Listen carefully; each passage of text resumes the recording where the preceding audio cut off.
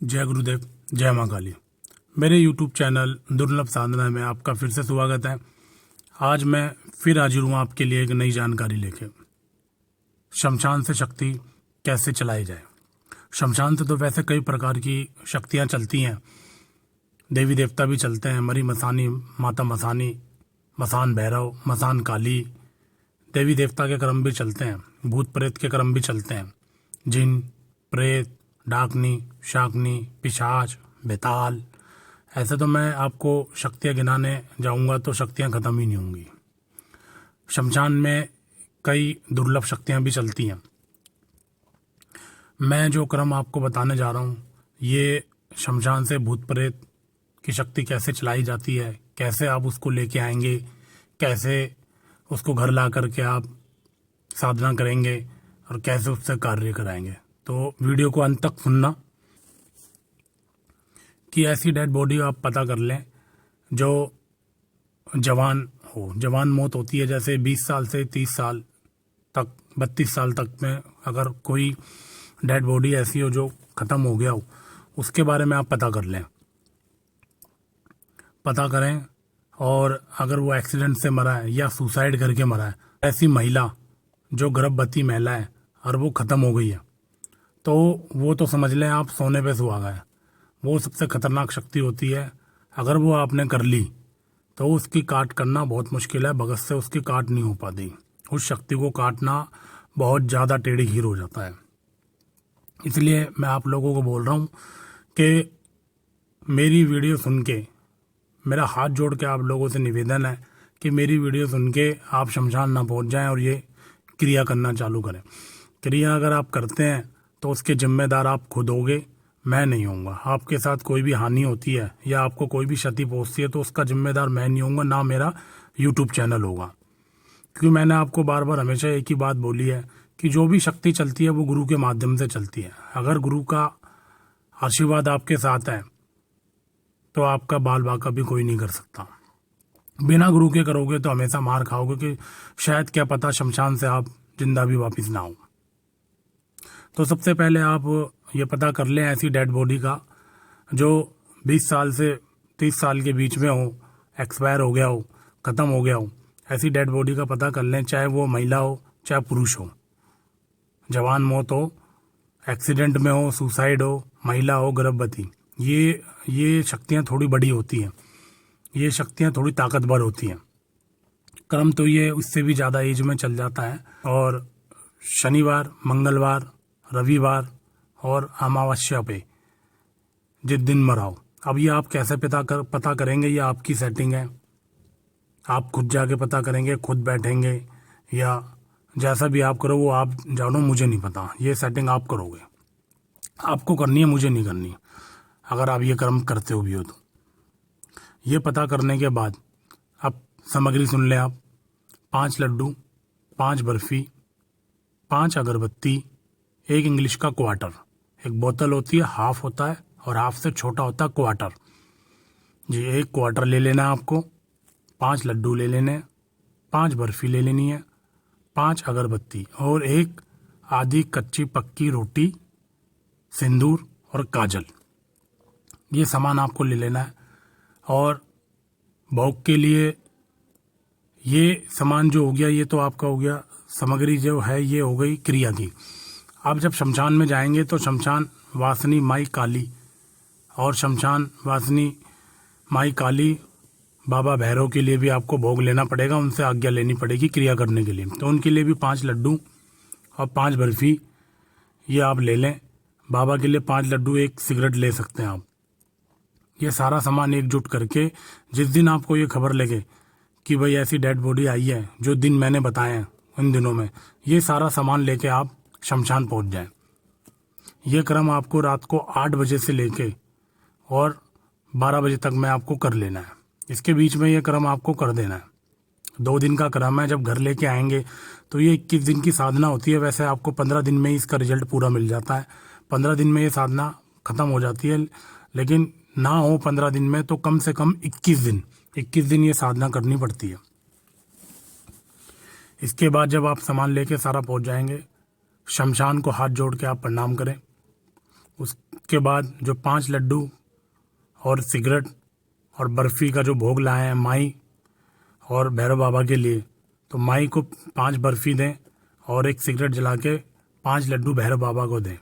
मंदिर बने होते हैं शमशान में, या तो मंदिर हो तो मंदिर में दे दे, नहीं तो शमशान में एक जगह आप दे सकते हैं, गेट के पास दे दें, शमशान में दे सकते हैं। देने के बाद माई से प्रार्थना करें, बाबा से प्रार्थना करें कि मैं शमशान में आपके यहाँ पे ये कर्म करने आया हूँ, ये शक्ति लेने आया हूँ और इस कर्म के लिए लेने आया हूँ, और मैं इससे ये कार्य करने जा रहा हूँ, मुझे इसकी इजाज़त दें और किसी प्रकार की कोई अड़चन ना आए। सबसे पहले ये कर्म करने के बाद उसके बाद उस डेड बॉडी के पास पहुँच जाएं जहाँ पर उसको जलाया गया है। उसके पैरों के पास आप बैठ जाएं। पैरों के पास बैठने के बाद सारा सामान वहाँ रख लें। 5 लड्डू, 5 बर्फ़ी, 5 अगरबत्ती जला लें और इंग्लिश का क्वार्टर खोल दें, ढक्कन खोल के वहीं रख दें। और जो आधी कच्ची पक्की आपने रोटी ली है उस पर 7 प्रकार की सिंदूर की बिंदी लगा दें। जैसे बिंदी होती है ऐसे गोल बिंदी लगा के, और साथ ही काजल की बिंदी लगा दें। ये सारा सामान वहाँ रख के हाथ जोड़ के आप विनती करें उससे कि मैं आपको नोतने आया हूँ, मैं आपको अपने साथ लेने आया हूँ, मेरा ये कार्य है, मेरा ये कर्म है, तो आज मैं आपको ये नोतने आया हूँ, ये आपका भोग प्रसाद है। मैं कल जैसे आप शनिवार को गए हैं या रविवार को गए हैं या अमावस्या पे गए हैं, तो मैं कल आपको लेने आऊँगा, मेरे साथ चलना। बस आपको इतना कहना है और सारा क्रियाक्रम करके अपने घर वापस आ जाना है।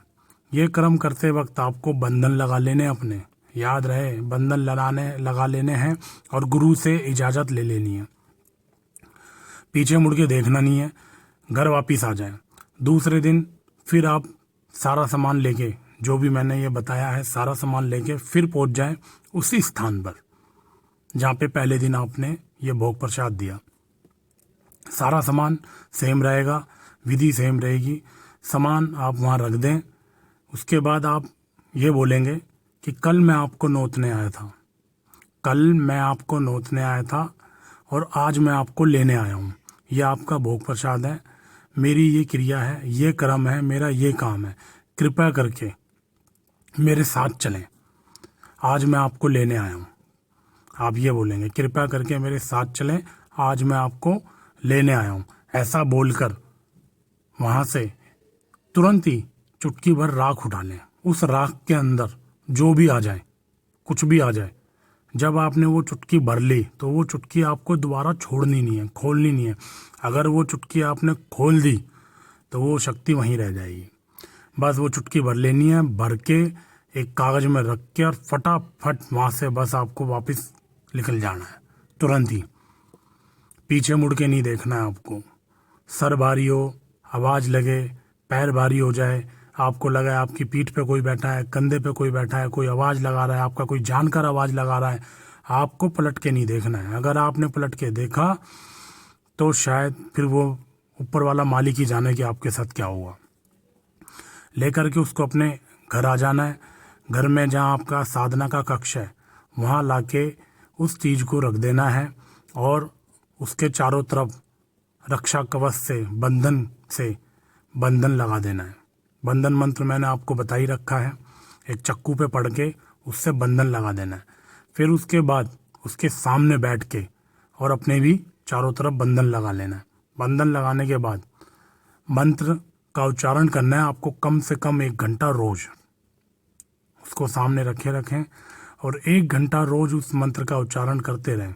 1 घंटा कम से कम करना है। ऐसे ही आपको 1 दिन 2 दिन रोज करना है, 1-1 घंटा उसके सामने बैठ के। 4 दिन बीतेंगे, 5 दिन बीतेंगे, आपको धीरे धीरे ये महसूस होने लगेगा, कमरे में उस चीज़ का आभास होने लगेगा, जैसे कोई चल रहा है, आपके पास आया है। धीरे धीरे फिर आपको आवाज़ें भी सुनाई लगने लगेंगी। आवाज़ सुनते सुनते वो आपके सामने प्रकट हो जाएगा। वो आपके सामने आके बिल्कुल खड़ा हो जाएगा, आपको दिखेगा, उससे बातें करें। वो आपसे बोलेगा, आपको डराएगा, आपको धमकाएगा, मुझे क्यों बुलाया, किस लिए बुलाया। तो डरे ना, उससे बातें करें, भाई मैंने आपको बुलाया है और मेरा ये कर्म है, मेरा ये कार्य है, मैं आपसे ये काम करना चाहता हूँ। उससे वचन ले ले 3, वचन 3 ले ले कि जब मैं बुलाऊं तब आना होगा, जब मैं जो कार्य बोलूं वो कार्य करना होगा, और मेरे परिवार की रक्षा करनी होगी, इनको किसी भी प्रकार का आप नुकसान नहीं पहुंचाएंगे। 3 वचन लेके फिर उससे उसका भोग प्रसाद पूछ लें कि भाई किस भोग प्रसाद के ऊपर आप कार्य करोगे। वो तो बड़ी बड़ी चीज़ें मांगेगा आपसे, वो तो आपसे स्त्री भी मांग सकता है, वो आपसे बकरा भी मांग सकता है, कुछ भी, लेकिन आप उसको छोटे भोग पे लेके आए, छोटे भोग पे आप लेके आए उसको, उसको राजी करें। उसके बाद जब भी उससे कार्य लेना हो तो कार्य लेने के बाद उसका भोग प्रसाद उसके स्थान पे दें। स्थान उसको घर में नहीं देना है, घर के बाहर ही स्थान देना है। ये बिल्कुल ध्यान से सुन ले कि घर के बाहर उसको स्थान देना है, घर में नहीं देना। घर के बाहर उसको स्थान देके उसके बाद जब भी कोई कार्य हो उसको बुलाएं, उससे कार्य लें और उसके स्थान पे जाके उसका भोग दे दें। बस ये क्रम है। लेकिन ये क्रम जितना सुनने में आपको आसान लग रहा है ना, उतना है नहीं ये क्रम। तो मैं आपको बार बार यही कहता हूँ कि जो भी शक्ति चलनी है वो गुरु के माध्यम से ही चलनी है। इस क्रिया को, इस क्रम को करने में अगर आपको कोई भी क्षति या हानि होती है तो मैं उसका जिम्मेदार नहीं हूँगा। मंत्र मैं आप लोगों को बता नहीं रहा हूँ क्योंकि ये दुर्लभ मंत्र है, कोई इसका गलत प्रयोग ना कर ले। अगर आपको कोई भी इस साधना के बारे में किसी भी प्रकार की कोई जानकारी लेनी है या पूछना है तो आप मुझे कमेंट्स कर सकते हैं। तो बस आज के लिए इतना ही। जय गुरुदेव, जय माँ काली। आदेश आदेश आदेश।